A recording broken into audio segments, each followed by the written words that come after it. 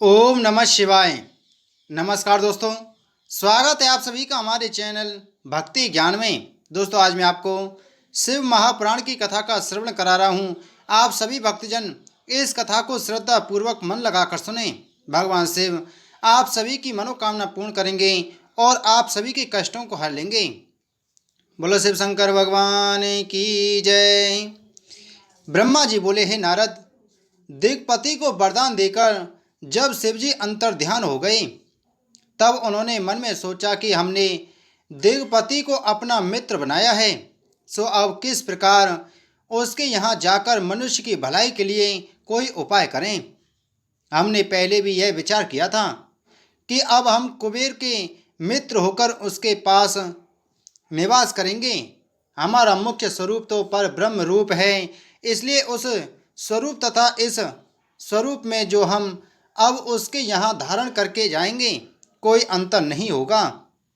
जो व्यक्ति इनमें अंतर या द्वैत भाव समझेगा, वह दुख प्राप्त करेगा। ब्रह्मा विष्णु आदि द्वारा जो स्वरूप पूजा जाता है, उसी रूप एवं नाम से हम वहाँ वास कर कुबेर के साथ मित्रता स्थापित करेंगे। शिव रानी ने अब तक अवतार नहीं लिया है, अकेले हमने अवतार लिया है। इसलिए अब पहले अकेले हम ही कठिन तप करके वहाँ निवास करते हुए भक्तों को मुक्त तथा कुमार्गियों को नष्ट करेंगे। कुछ समय इसी प्रकार अपना रूप देखने के पश्चात शक्ति भी अवतरित होंगी तथा संसार की रीति के अनुसार वे हमारी पत्नी होंगी। तब उस दशा में हम गृहस्थ होकर अनेक प्रकार के भोग विहार भी करेंगे। ऐसा विचार कर शिवजी ने आगे चलने का प्रयत्न कर अपना डमरू बजा दिया। उसके शब्द से तीनों लोक पूरित हो गए। तब सब लोग उसी शब्द की ओर चल दिए। विष्णु गरुड़ पर तथा मैं हंस पर चढ़ चला। सनकादिक मुनि, सिद्ध देवता, वेद, धर्म, शास्त्र, पुराण, तुम, अन्य मुनि तथा सर्पों के यूथप उस शब्द को लक्ष्य करके चल दिए। शिव के गण प्रथम भी उसी ओर चले। सब लोग परस्पर यह कह रहे थे कि क्या कारण है जो आज डमरू बजाया गया है। आज किसके भाग्य उदय हुआ है। हमारा भी सौभाग्य है कि हम शिवजी के शुभ चरणों के दर्शन प्राप्त करेंगे। सब लोग इसी प्रकार की बातें करते हुए शिवजी के पास जा पहुँचे और उन्हें दंडवत प्रणाम करने के पश्चात हाथ जोड़कर स्तुति करने लगे। शिव जी ने अत्यंत प्रसन्न हो विष्णु का हाथ पकड़कर उन्हें अपनी बाईं ओर बैठा लिया तथा दाहिनी ओर मुझे स्थान दिया। इसके पश्चात कुशल क्षेम पूछकर मुझे अति प्रतिष्ठित किया। उन्होंने हाथ के संकेत से सूर्य का आदर किया तथा उन मुनियों को जो अमर हैं देखकर अत्यंत प्रसन्नता व्यक्त की। शिवगण शिवजी की इच्छा समझकर स्वयं ही अपने अपने स्थान पर बैठ गए। इस प्रकार वहां बहुत से लोग एकत्र हो गए तथा एक बृहत उत्सव का आयोजन हुआ। फिर शिवजी ने कुबेर का मनोरथ पूरा करने के लिए कैलाश जाने का उद्योग किया। उस समय सब देवता तथा गण भी उनके साथ चलने की इच्छा से उठ खड़े हुए। विष्णु जी नंद एवं सुनंद नामक दोनों गणों सहित उठ खड़े हुए। इसी प्रकार वेद तथा सनकादिक भी उदत हुए। इंद्र 33 कोटि अमर देवताओं के साथ उठ खड़े हुए।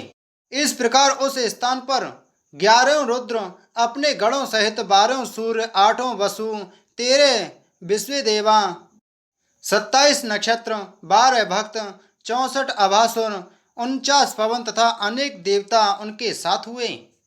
10 प्रकार के देवता अर्थात विद्याधर, अप्सरा, यक्ष, गंधर्व, किन्नर, ऋच, सिद्ध, भूत, पिशाच आदि भी चल पड़े। दिशापति अपने अपने गणों सहित वासुकी, तक्षत आदि सर्प तथा नागपति शेष जी भी साथ हुए।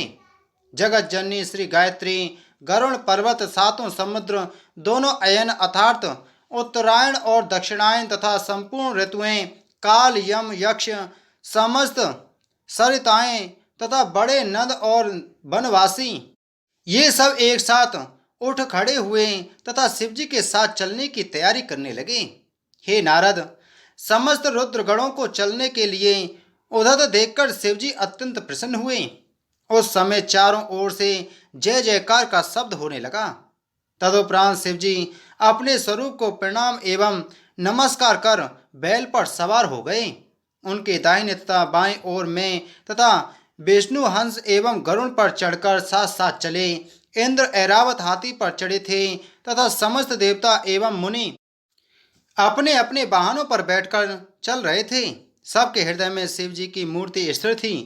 प्रत्येक व्यक्ति अत्यंत हर्ष में भरकर अपने अपने वाहन पर चल रहा था। शिव जी बहुत धीरे धीरे चलते थे जिससे कि किसी को कष्ट ना हो। जिस देश देश में शिव जी आते थे वहाँ उनको भेंट दी जाती थी जिसे वह सहज स्वीकार करते थे। इसी प्रकार चलते चलते शिव जी अलकापुरी के निकट जा पहुँचे।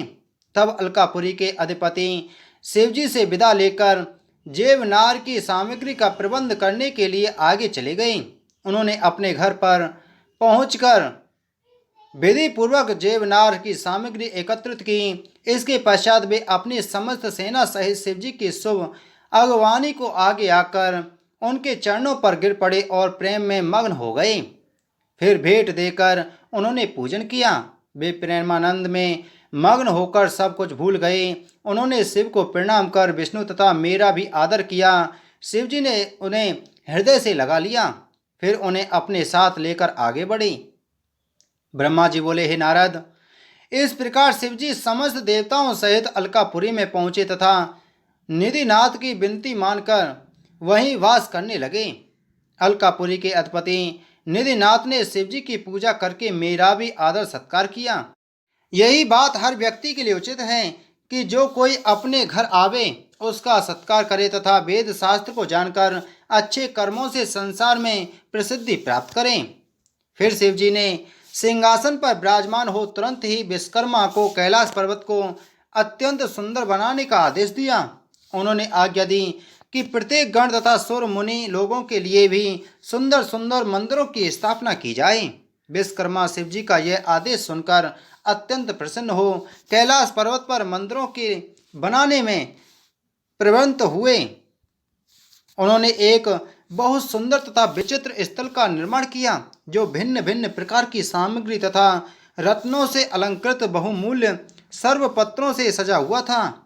बीच में एक मुख्य स्थान शिवजी के लिए निर्मित किया गया। अंतपुर अलग बनाया गया। इसके पश्चात उसने शिवजी से आकर प्रार्थना की कि मंदिर बनकर तैयार है, अब और जो कुछ आज्ञा हो उसका पालन करूं। यह सुनकर शिवजी अत्यंत प्रसन्न हुए। तब सबकी यह इच्छा हुई कि शिवजी कैलाश को चलें तो अत्यंत उत्तम हो। अंतर्यामी शिवजी अपने भक्तों के मन की इच्छा समझ गए तथा अपने चरण कमलों से कैलाश पर्वत को सुशोभित किया। इतनी कथा कहकर ब्रह्मा जी बोले, हे नारद, उसी समय में और विष्णु दोनों ब्राह्मणों को साथ लेकर शिवजी के पास पहुंचे। तब निधिपति ने हम सबकी ओर से प्रार्थना की कि हे स्वामी, सबकी प्रबल आकांक्षा है कि आपका अभिषेक एवं पूजन किया जाए। हम आपको सिंहासन पर बिठाकर पूजा करें जिसमें हमारा मनोरथ सफल हो। शिवजी ने प्रसन्न होकर यह बात स्वीकार कर ली। तब सब लोग आनंद से तैयारी में लगे। मुनियों ने ज्योतिषियों से शुभ मुहूर्त जानकर प्रसन्न हो विष्णु से यह कहा कि शिवजी के अभिषेक का मुहूर्त निश्चित हो गया है, अब विलंब ना कीजिए। तब मैंने तथा विष्णु ने शिवजी से कहा, हे प्रभु, अब आप स्नान कर इस समय योग्य वस्त्र धारण कीजिए। शिव जी ने हमारी प्रार्थना को स्वीकार किया और स्नान कर वस्त्र धारण किए। यह देखकर सब उपस्थित जन प्रसन्न हुए और शिव जी के स्नान के लिए समस्त तीर्थों का जल लाया गया। उसी जल से उन्होंने स्नान किया। मैंने तथा विष्णु जी ने उनके शरीर को अपने हाथों से अच्छी तरह मल कर धोया। उसके पश्चात शिव जी दिव्य वस्त्र धारण करके सिंहासन पर सुशोभित हुए। मैंने वेद ध्वनि प्रारंभ की। सर्वप्रथम विष्णु जी ने मंत्र पढ़कर शिव जी की पूजा की तथा लक्ष्मी जी सहित बड़ी भक्ति के साथ बार बार आरती उतारी। समस्त गंधर्व अपने प्रिय स्वर एवं मधुर वाणी में मनोहर गीत गाने लगे। मैंने भी समस्त देवताओं के साथ पूजा की। उसके पश्चात सनकादिक मरीचि, ब्रह्मर्षि, देवर्षि तथा अन्य मुनि आदि ने शिव जी की पूजा की। हम सब लोगों ने इस आनंद में बहुत द्रव्य लुटाया। उस समय चारों ओर से धन्य धन्य का शब्द सुनाई देता था। सब लोगों ने अत्यंत आनंद के साथ वह उत्सव मनाया। ब्रह्मा जी बोले, हे नारद, सबसे पहले विष्णु जी ने दोनों हाथ जोड़कर स्तुति करते हुए कहा, हे ईश्वर, आपकी स्तुति वेद भी नहीं कर सकते। मैंने भी आपकी स्तुति की है, पर आपका आदि अंत नहीं जान पाया। फिर इसी प्रकार देवता, उपदेवता तथा गण आदि सबने अपनी अपनी बुद्धि के अनुसार अत्यंत विस्तार पूर्वक स्तुति की। सबने खड़े होकर एक स्वर से प्रसन्नता प्रकट की। तब शिवजी सबकी प्रीति देखकर अत्यंत प्रसन्न हुए। शिवजी यह देखकर अति प्रसन्न होकर बोले, तुम सब लोगों की जो भी इच्छा हो उसे प्रकट करो, मैं उसकी पूर्ति करूंगा। यह सुन सब हाथ जोड़कर बोले, हे प्रभु, आपके वचनों से ही हम तृप्त हो गए, हमारे सब कलेश दूर हो गए हैं। इसके अतिरिक्त अब और कौन सी वस्तु है जिसको हम आपसे मांगें? आपसे क्या छिपा है? फिर भी हम सबकी एक इच्छा है कि हम सब सदा आपकी भक्ति में लिप्त रहें तथा आपके चरणों की इच्छा किया करें। हमको कोई भय नहीं हो और आप हमारे सब अपराध क्षमा करें। जब दानव हमारा अपमान करें उस समय हमारे दुख को दूर करें। सब लोग इतना कहकर चुप हो गए। तब शिवजी सबको अभयदान देकर स्वयं सगुण रूप से वहीं स्थित हुए। फिर सबको समझाकर वहां से विदा कर दिया। केवल मुझको तथा विष्णु को पास बुलाकर उन्होंने यह कहा कि तुम दोनों ही हमारे शरीर हो तथा संसार की उत्पत्ति कर तुम ही पालन करते हो। अस्तु, जब तुमको कोई दुख होगा तब हम तुम्हारी रक्षा करेंगे। अब तुम दोनों अपने लोक को सुखपूर्वक चले जाओ। यह सुनकर हम दोनों उनसे भक्ति मांग और विदा होकर चले आए।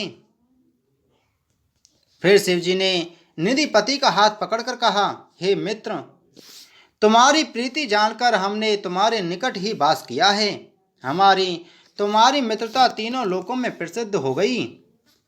तुम्हारा कैसा सौभाग्य है कि तुम हमको अति प्रिय हुए हो। तुम प्रसन्न रहो।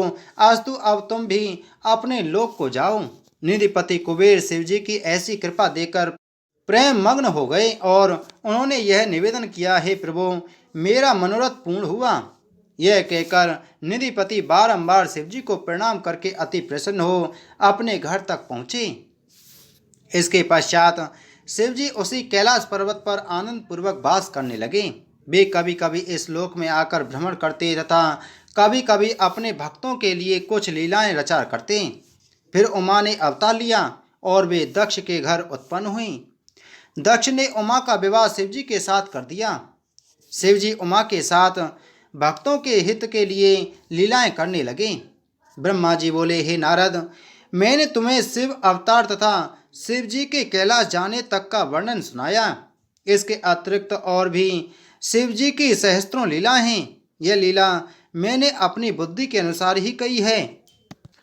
शिवजी की कथा अत्यंत पवित्र है, जिसके सुनने से बड़े बड़े पाप नष्ट हो जाते हैं। जो इसका स्मरण करता है उसके समस्त शोक तथा दुख नष्ट हो जाते हैं। जो मनुष्य शिव प्रीति से युक्त होकर इस कथा का पाठ करेगा उसको धन तथा संतान की प्राप्ति होगी।